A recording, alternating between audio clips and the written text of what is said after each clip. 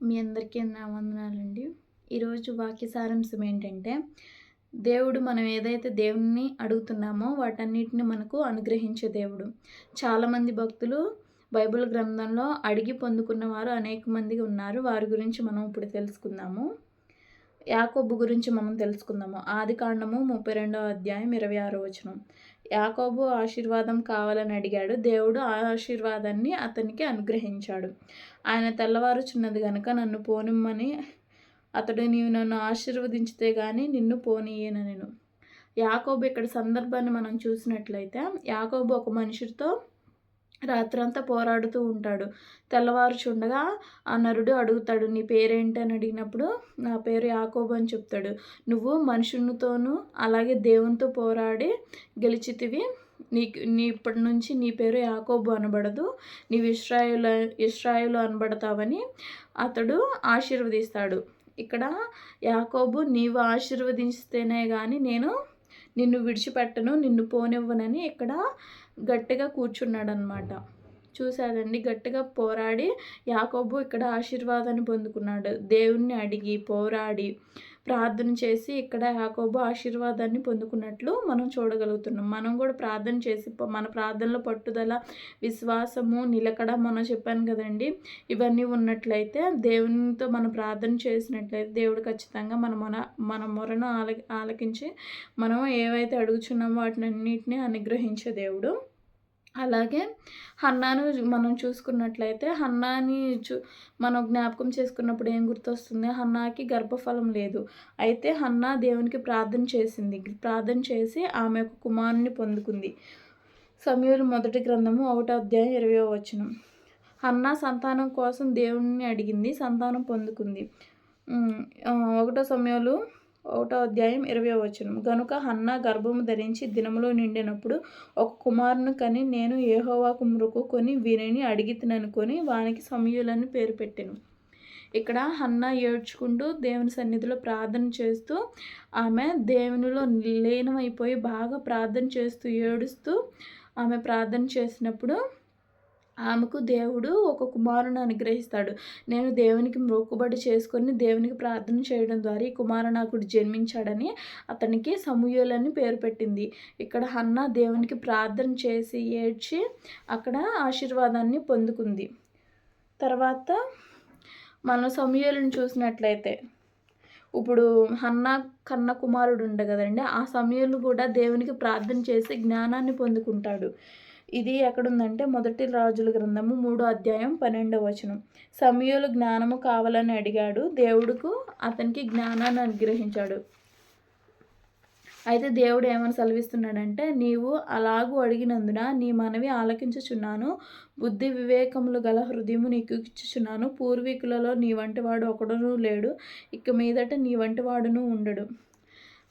ఇక్కడ సమూయేలు ఏమని అడుగుతాడంటే, దేవునికి నాకు ఇంతమంది ప్రజలను పాలించడానికి, అలాగే వారిని ఎలా నేను పరిపాలించాలి, వారికి ప్రజలకి ఏ న్యాయం చేయాలి అని అడిగినప్పుడు దేవుడు అతనికి చెప్తాడు, నువ్వు జ్ఞానమే కాదు సర్వ సంపదలు, ఐశ్వర్యాలు అన్ని సమస్తమును అడగకపోయినా కానీ సమూయేలుకి జ్ఞానంతో పాటు దేవుడు అన్నీ ఇచ్చాడనమాట. ఇక్కడ జ్ఞానం కావాలని ఇక్కడ సమూయేలు దేవుడిని అడిగినట్లు మనం చూడగలుగుతున్నాము. దేవుడిని అడిగితే దేవుడు మనకు అనుగ్రహించే దేవుడు. అలాగే ఎస్తేరు రాణిని చూసినట్టయితే మనం, ఎస్తేరు చాలా దీనత్వాన్ని కనపరిచింది. ఆమె అహష్వేరోషు రాజు దగ్గరికి తీసుకురాబడింది. ఆమె ఎంతమంది రాణులు ఉన్నా కానీ వస్తీకి బదులుగా ఎవరు ఎన్నుకోబడలేదు. కానీ ఎస్తేరు మాత్రం రాజు పట్ల విధేయత చూపింది. ఎస్తేరు పట్ల రాజుకి దయ కలిగింది. ఎంతమంది రాణులు వచ్చినా కానీ వారిని ఎవరిని అహష్వేరోషు రాజు అంగీకరించలేదు. రాణి ఎస్తేరు మాత్రమే ఆయన అంగీకరించాడు. ఎస్తేరు ప్రార్థన చేసి ఆమె రాణిగా ఆమె పేరు పొందింది. ఇక్కడ మనం చూసినట్లయితే ఎస్తేరు రాణి అవ్వాలని దేవుని అడిగింది. దేవుడు ఎస్తేరుని రాణిని చేశాడు. అక్కడ ఆమె దీనత్వాన్ని కనపరిచింది.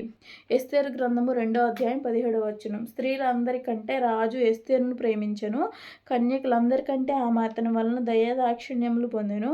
అతడు రాజ కిరీటమును ఆమె తల మీద ఉంచి ఆమెను వస్తీకి బదులుగా రాణిగా నియమించెను. ఇక్కడ మనం చూసినట్లయితే స్త్రీలందరికంటే ఎస్తేరుని ఎక్కువగా ప్రేమించాడనమాట. అతని ద్వారా రాజా అహష్వేరోషు ద్వారా ఎస్తేరు దయ పొందినదాయను. ఎస్తేరు దేవుని యందు భయభక్తులు కలిగి నడుచుకుంది కాబట్టి దేవునికి ప్రార్థన చేసినప్పుడు అహష్వేరోషు రాజు ఎస్తేరు పట్ల దయ కలిగి ఆమె రాణిగా చేశాడు. తర్వాత మనం హిజ్కియాని చూసుకున్నట్లయితే హిజ్కియాని మనం జ్ఞాపకం చేసుకున్నప్పుడు అతనికి మరణకరమైన రోగము సంభవించినప్పుడు అతడు గోడ తట్టు తిరిగి ప్రార్థన చేశాడు. ఏమని ప్రార్థన చేశాడో చూద్దాము.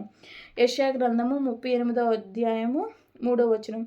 యెహోవా యథార్థ హృదయుడవై సత్యముతో నీ సన్నిధిని నేనెట్లు నడుచుకుంటునో, నీ దృష్టికి అనుకూలంగా సమస్తమును నేనెట్లా జరిగించుతునో కృపతో జ్ఞాపకం చేసుకోమని హిజ్కియా కన్నీళ్లు విడుచుచు యెహోవాకు ప్రార్థింపగా దేవుడు అతని మనవిని ఆలకించి యెషయాను పంపించి, ఇంకా హిజ్కియాకి 15 సంవత్సరాలు నేను ఆయుష్ను పొడిగిస్తున్నానని యెషయా ద్వారా దేవుడు వర్తమానాన్ని హిజ్కియాకి పంపిస్తాడు. ఇక్కడ హిజ్కియా మరణకరమైన రోగంతో బాధపడుతూ ఉన్నప్పుడు అక్కడ మరణం అవుతావని హిజ్కియాకి తెలిసినప్పుడు అతడు గోడ తట్టు తిరిగి తగ్గించుకొని, దేవా నీ సన్నిధిలో నేను ఎట్లా నడుచుకున్నానో నన్ను జ్ఞాపకం చేసుకోమని కన్నీళ్లు విడుచుచు ప్రార్థన చేసినప్పుడు అతని మనవి దేవుడు ఆలకించి దేవుడు 15 సంవత్సరాలు ఆయుష్ని పెంచుతాడు. చూసారండి, ఇక్కడ చాలామంది భక్తులు దేవునికి ప్రార్థన చేసి దేవుని పట్ల విధేయత చూపి అక్కడ వారు అడిగిన వాటన్నిటిని పొందుకున్నారు. మనం చూసినట్లయితే యాకోబు ఆశీర్వదింపబడ్డాడు. నీవు ఆశీర్వదిస్తేనే కానీ నేను పోనివ్వనని అక్కడ పట్టుబడ్డాడు. ఇక్కడ హన్నా చూసినట్లయితే కన్నీళ్లు విడిచుచు ప్రార్థన చేసినప్పుడు ఆమెకు గర్భఫలం కలిగింది. అలాగే సమూయేలు జ్ఞానం కావాలని అడిగినప్పుడు దేవుడు జ్ఞానంతో పాటు సర్వసంపదలు దయచేస్తాడు. అలాగే ఎస్తేరు రాణి ఆమె దీనత్వం కనపరిచింది కాబట్టి అహష్వేరోషు దగ్గర ఆమె రాణిగా ఎన్నుకోబడింది. అలాగే హిజ్కియా మరణకరమైన రోగము సంభవించినప్పుడు అతడు దేవుని పట్ల విధేయత చూపడం ద్వారా అతడికి కూడా మరణకరమైన రోగం నుంచి తప్పింపబడి ఆయనకి 15 సంవత్సరాల ఆయుష్ పెరగడం మనం చూడగలుగుతున్నాం. చూసారండి, ఇక్కడ వీళ్ళు భక్తులందరూ దేవునికి ప్రార్థన చేసి వారు అడిగిన వాటన్నిటిని పొందుకున్నారు. మనం అడుగు వాటన్నిటిని దేవుడు మనకు అనుగ్రహించే దేవుడు. చిన్న వాక్యం దేవుడు మీ హృదయంలో ఫలింపజేయును గాక. ఆమేన్.